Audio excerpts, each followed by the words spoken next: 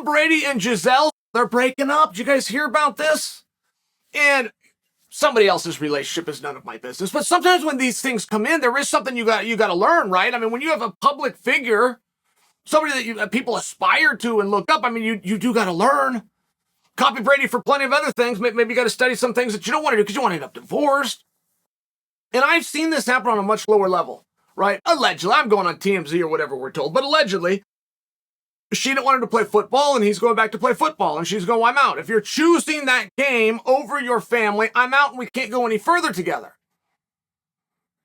Okay, I mean, that's really tough stuff. And I'll just tell you on a personal level, I have seen it. I have female friends who have told their boyfriends, marry me or I'm gone. And they married them. I don't have anybody that walked away, but then I put myself in their shoes. If my wife would leave me for any reason, that's not my girl. If there was any reason, and vice versa, if there's anything that she could do and all of a sudden I'm turning the other cheek, that's not my girl. I'm not her guy. I mean, that was like a litmus test for me. So I don't love it. I don't love the idea. I don't love that family's getting broken up. I don't love that a guy is playing another year of football. At the same time, you've got your whole life, right? You got a really small window. You've got this rare opportunity to be able to go out there and do something, not to mention it's work, not to mention it's for your family. I mean, it's one of these things that I feel for Brady. I don't think that he should have been put in that position. I really don't. And there could be more to it. But when guys come out and they retire, look, they're one person in the world. They were holding a parade for Tom Brady. I'm sitting over here on YouTube telling my two listeners with the window sheen, Tom Brady's not retired. He's playing next year. I'm the only one that got it right. I got no credit for that. But it's a documented fact that I told you, he's not retired.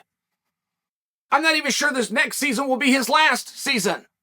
I can just guarantee he hasn't seen his last season. I told you guys this, but I'm the same guy that came to you 3 weeks ago and told you Kevin Holland is not retired. Now, the Kevin Holland one is a very interesting situation. I'm trusting that you guys have seen this. Kevin Holland had retired from the sport, and then he doubled down on it. He was speaking very calmly. He said, look, I made a bunch of money in that Chimaev fight.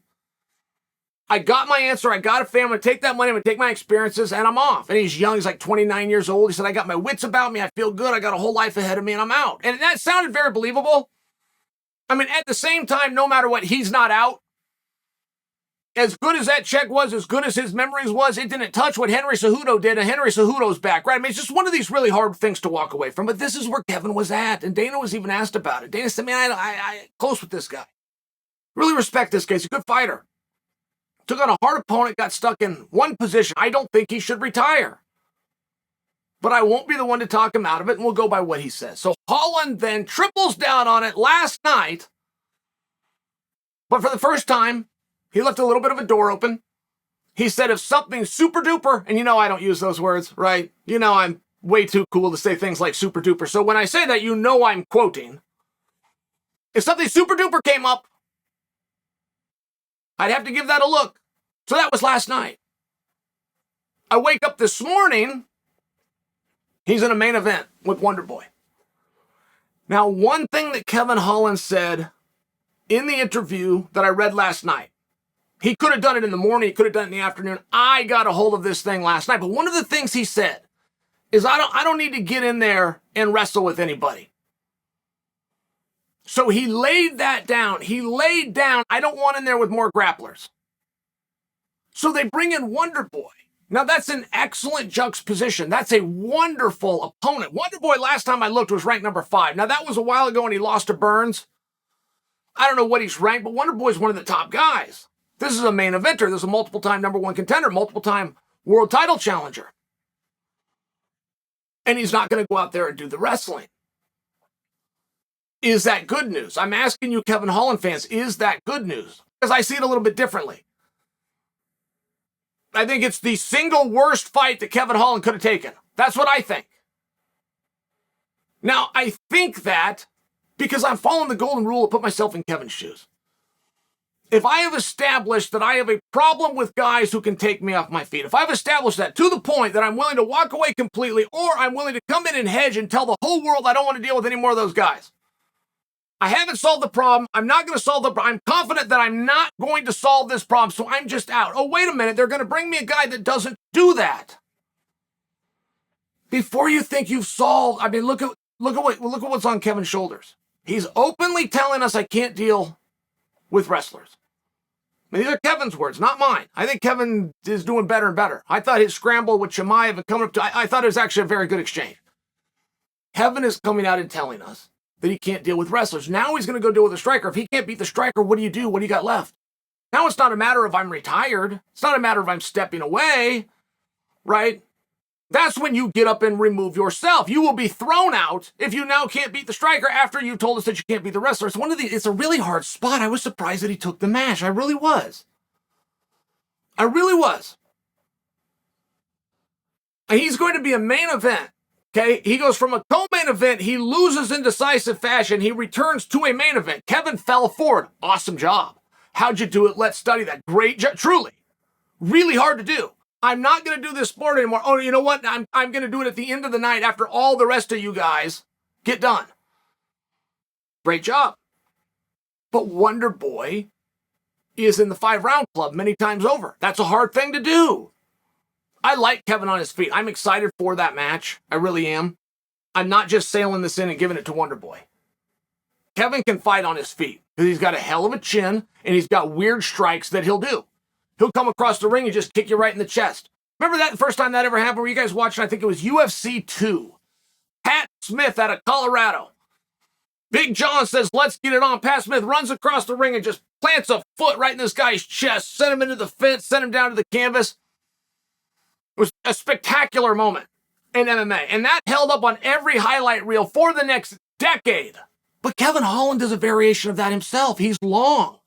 The problem you have with Wonderboy, because see, I don't have a problem with Kevin's wrestling the same way that he does. I don't think he got his ass kicked by Chimaev. I think he got taken down early. He was dry and he got put in one position. I wasn't ready to throw the baby out with the bathwater on that one.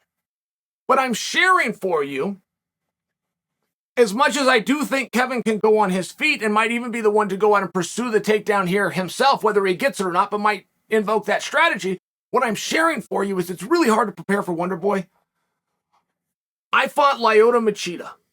I kept my mouth shut. I walked out there and I handled it. But inside, I didn't. That's not the name I wanted. I didn't want that name because I had teammates that dealt with him. Dan Henderson had to deal with him. By example, Randy Couture had to deal with him.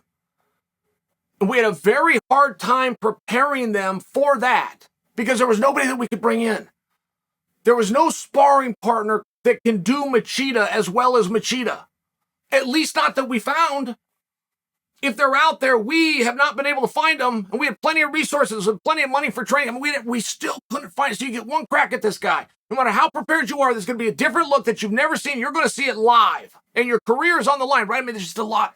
Wonderboy's very close. He's got a very dynamic style. I think it's an interesting match. I love it. My final analysis, I love that match. Welcome back, Kevin Holland. Welcome to the main event, Kevin Holland. But also, welcome back to Wonderboy. Wonderboy was supposed to be there with Rachmanov, at least for a cup of coffee. I mean, that was released. That was out. Both guys had accepted. They got to their social media. Then Wonderboy said, you know what? Not so fast. I don't really want to be in there with one of these big wrestlers myself. Holland says the same thing. Boom, hey, you get them together. I get it. I'll enjoy it. I'll look forward to this match. I will just tell you the stakes are very high. Both of them have said the same thing. I don't want to fight a wrestler, which means I'm very confident on my feet, which means one of them is going to lose, and that confidence is going to be for naught. I don't know where the loser goes from here. High stakes on Wonderboy versus Holland.